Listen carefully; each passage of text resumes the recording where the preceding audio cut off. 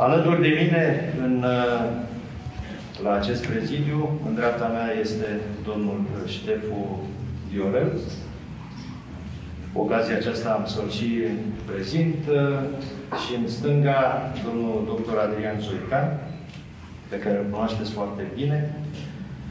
Domnul Ștefu Viorel este membru al Partidului Național Liberal de mai mult timp. Dar, repet, această pandemie a făcut să nu ne putem întâlni sau să nu avem un asemenea format pentru ca să putem anunța sosirea dumnealui în echipa Partidului Național Liberal. Și dânsul ocupă deja funcția, pentru că este aprobată, este și votată în Biroul Politic Județean, funcția de secretar general al Partidului Național Liberal, Organizația Județeană Buzău.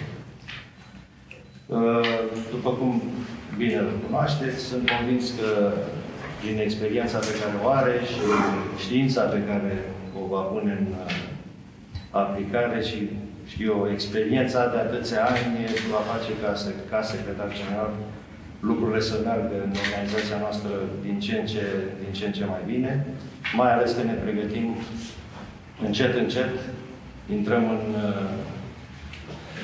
sfera și în zona alegerilor locale, care deocamdată cu toții știm că sunt, știu eu, discutate, sau cel puțin la momentul ăsta doar o zonă de discuții, pe 27 septembrie.